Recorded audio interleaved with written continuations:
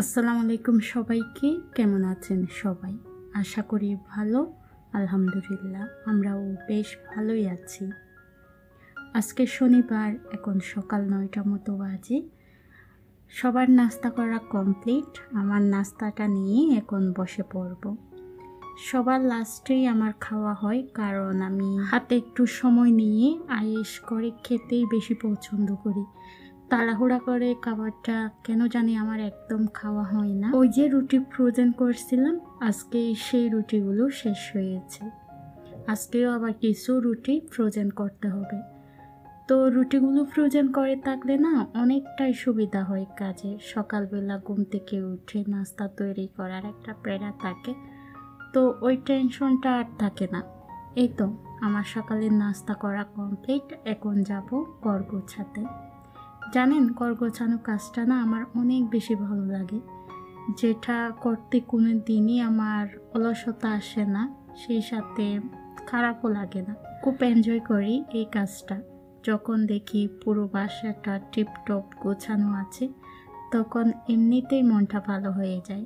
আমার কোন কোন আপুদের ক্ষেত্রে এরকম হয় আমাকে একটু কমেন্টস করে জানাবেন। হ্যাঁ, আপনাদের কমেন্টসগুলো না আমাকে অনেক বেশি অনুপ্রাণিত করে। আপনারা যা দেখতেছেন আমার চোপাগুলো, এগুলো খালি চোখে এর ময়লাটা কিন্তু দেখা যায় না।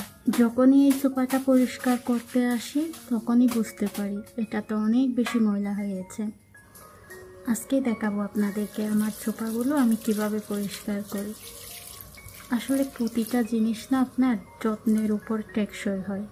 আমার এই চোপাগুলোর বয়স 7-8 বছর চলতেছে।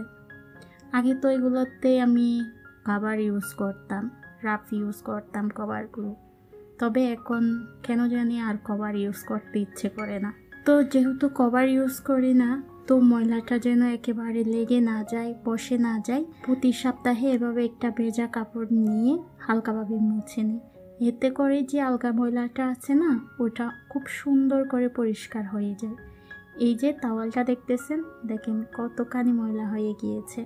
এখন আমি পুরো চোপাগুলো খুব সুন্দরভাবে ক্লিন করে নেব। আমার মতো যাদের এই চোপাগুলো আছে, আপনারাও চাইলে এভাবে একটু ভেজা একটা কাপড় নিয়ে মুছে নিতে পারেন। দেখবেন খুব সুন্দরভাবে পরিষ্কার হয়ে গিয়েছে। এই তো কথা বলতে বলতে পরিষ্কারও করে নিয়েছি। এখন খুব সুন্দর করে গুছিয়েও রাখবো।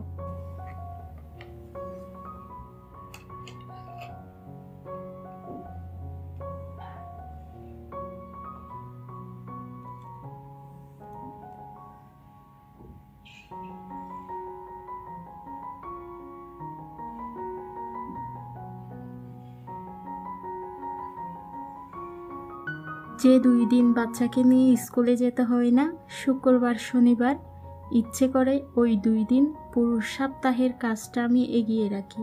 সেটা তো আর হয় না। তবে কিছু কিছু কাজ আছে যেগুলো এগিয়ে রাখা যায়।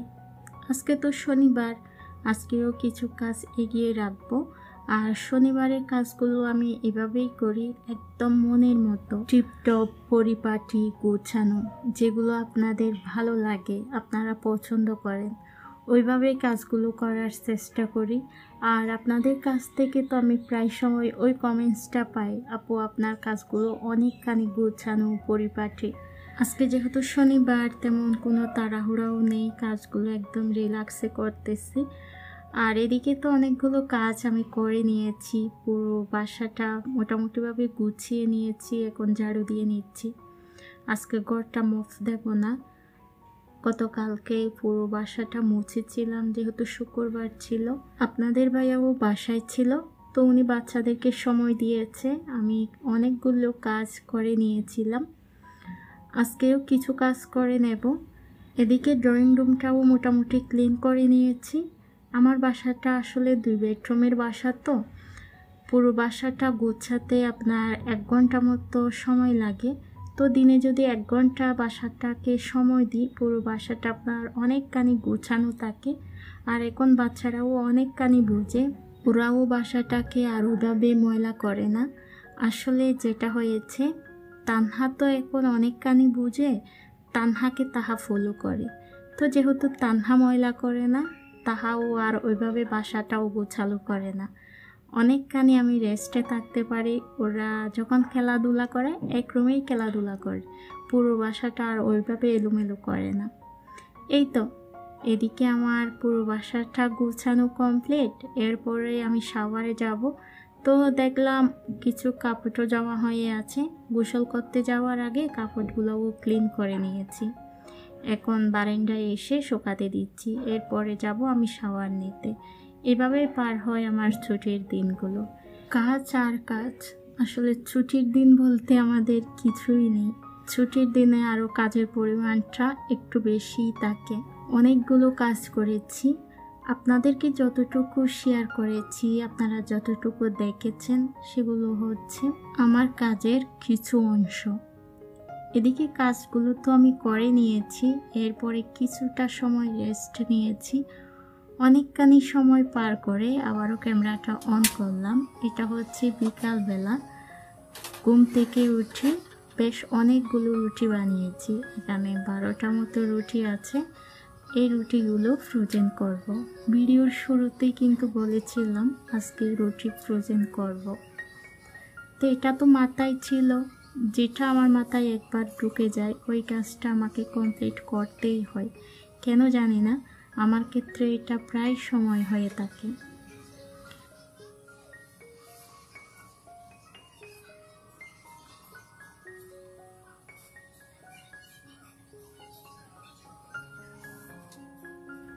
আজকে বিকালবেলা তাহাকে একটু দুধের সাথে হরলিক্সও খাইয়ে দিয়েছি।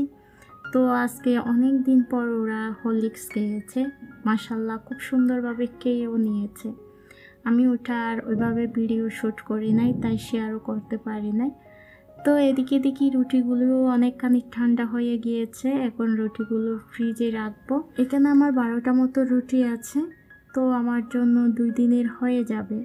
2 দিন নিশ্চিন্তে থাকা যাবে আর কি। সকালবেলার নাস্তা নিয়ে আর ওইভাবে টেনশন করতে হবে না। এই তো উপরে নিচে টিস্যু রেখে রুটিগুলো আমি এভাবেই ফ্রোজেন করি। আগেও আপনাদের মাঝে শেয়ার করেছি, আজকে যেহেতু ভিডিও করতেছি আজকেও একটু শেয়ার করলাম। বাচ্চাদের স্কুল যেদিন বন্ধ থাকে, আমার মনে হয় আমার মতো প্রত্যেকটা গৃহিণী আপুরা এভাবে কাজগুলো এগিয়ে রাখেন। আসলে ছুটির দিন হলেও কাজের কোনো শেষ নেই। এদিকে যে রুটিগুলো আমি ফ্রিজে রাখলাম, আমার রান্নাঘরে বেসিনে অনেকগুলো আমার প্লেট বাটি থালা বাসন জমে আছে, এগুলোও আবার ক্লিন করতে হবে। এই তো চলে এসেছি এগুলো ক্লিন করতে।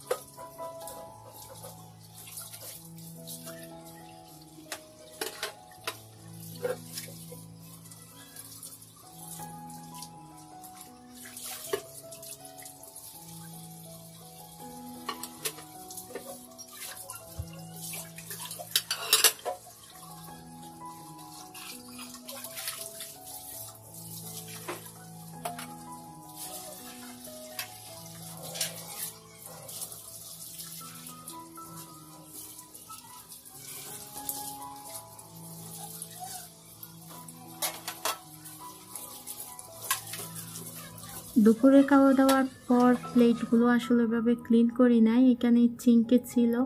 এর সাথে রুটি তৈরি করেছি, রুটির খামির ধরেছি, বাচ্চাদেরকে হরলিক্স খাইয়েছি।